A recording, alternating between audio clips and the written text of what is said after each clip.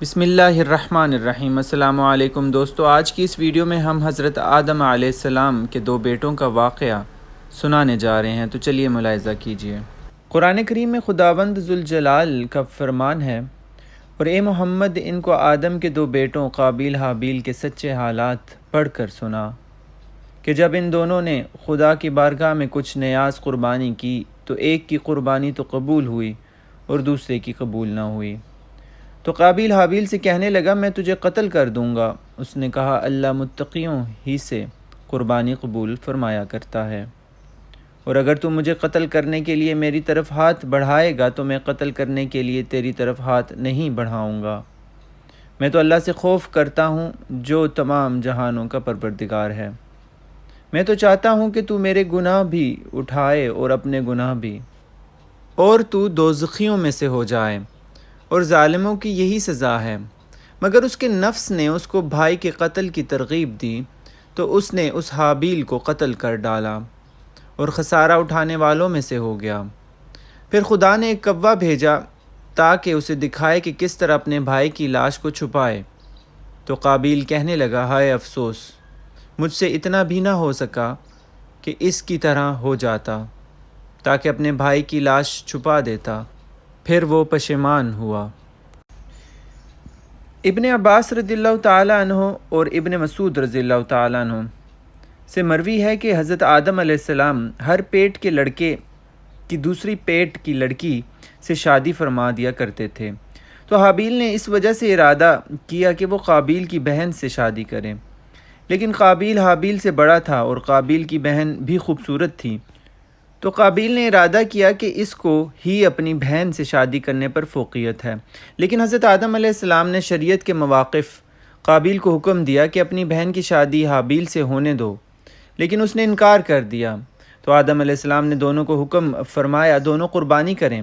پھر حضرت آدم علیہ السلام خود مکہ حج کے لیے جانے لگے اور آسمانوں سے اپنی اولاد کی حفاظت کرنے کے لیے کہا، لیکن انہوں نے انکار کر دیا۔ پھر زمین اور پہاڑوں سے حفاظت طلب کی، لیکن انہوں نے بھی انکار کر دیا، تو بڑے بھائی قابیل نے ان کی حفاظت کا ذمہ لے لیا۔ پھر حضرت آدم علیہ السلام چلے گئے تو دونوں بھائیوں نے راہ خدا میں قربانی کی۔ حابیل نے تو ایک عمدہ فربہ جانور راہ خدا میں قربان کیا جو بکری تھی، کیونکہ یہ بکریوں والے تھے، اور قابیل زراعت والے تھے، لہذا اس نے روئی فصل کا ایک گھٹا قربانی میں دیا تو آگ نازل ہوئی، اور اس نے قابیل کی قربانی کو چھوڑ دیا، یعنی قبول نہ ہوئی، اور حابیل کی قربانی کو جلا گئی۔ تو قابیل غضبناک ہو گیا اور کہا کہ میں تجھے قتل کر دوں گا مگر یہ کہ تو میری بہن سے نکاح کرنے سے باز آ جائے۔ تو حابیل نے کہا بے شک اللہ پرہیزگاروں کی قربانی ہی سے قبول فرمایا کرتا ہے۔ عبداللہ بن عمر رضی اللہ تعالیٰ عنہ فرماتے ہیں خدا کی قسم مقتول حابیل قابیل سے زیادہ طاقتور تھا، لیکن اس کو حیا و شرم مانے رہی کہ اپنے بھائی کی طرف قتل کے لیے ہاتھ بڑھائے۔ اور ابو جعفر رضی اللہ تعالیٰ عنہ ذکر فرماتے ہیں کہ حضرت آدم علیہ السلام دونوں کی قربانی کے قبول ہونے یا نہ ہونے کے بارے میں فکر مند تھے، اس وجہ سے قابیل نے حضرت آدم علیہ السلام کو کہا، آپ علیہ السلام نے حابیل کے لیے دعا کی تھی تبھی اس کی قربانی قبول ہوئی، اور میرے لیے آپ نے دعا نہیں فرمائی۔ اور پھر قابیل نے حابیل کو دھمکی وغیرہ دی۔ پھر جب کسی رات حابیل کو کھیت میں دیر ہو گئی تو حضرت آدم علیہ السلام نے قابیل کو بھیجا کہ کیوں دیر ہو گئی ہے، تو قابیل چلا گیا اور حابیل کو پا لیا۔ تو قابیل نے حابیل کو کہا تیری قربانی قبول ہو گئی، میری کیوں نہ ہوئی؟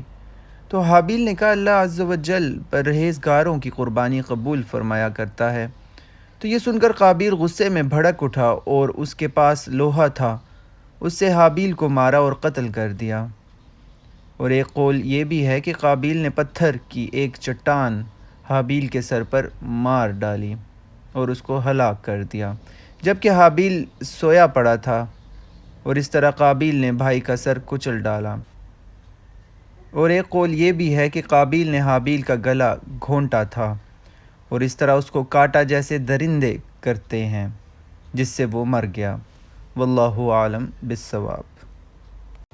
دوستو بخاری و مسلم میں حضور صلی اللہ علیہ وآلہ وسلم کا فرمان ثابت ہے، فرمایا جب دو مسلمان اپنی تلوار سنتے ایک دوسرے کی طرف متوجہ ہوتے ہیں تو قاتل اور مقتول دونوں جہنم میں جاتے ہیں۔ صحابہ نے دریافت کیا، یا رسول اللہ صلی اللہ علیہ وآلہ وسلم، یہ قاتل تو صحیح ہے لیکن مقتول کیوں؟ فرمایا، یہ بھی اپنے ساتھی کے قتل پر خواہش مند تھا۔ دوستو، پیارے حبیب حضرت محمد مصطفیٰ صلی اللہ علیہ وآلہ وسلم کی ایک حدیث مبارکہ ہے جس کا مفہوم ہے، مسلمان وہ ہے جس کی زبان اور ہاتھ سے دوسرا مسلمان محفوظ رہے۔ اس دعا کے ساتھ کہ اللہ رب العزت مجھے اور آپ کو ایک دوسرے کے حقوق کو پہچاننے اور پورا کرنے کی توفیق عطا فرمائے۔ آمین یا رب العالمین یا ارحم الراحمین۔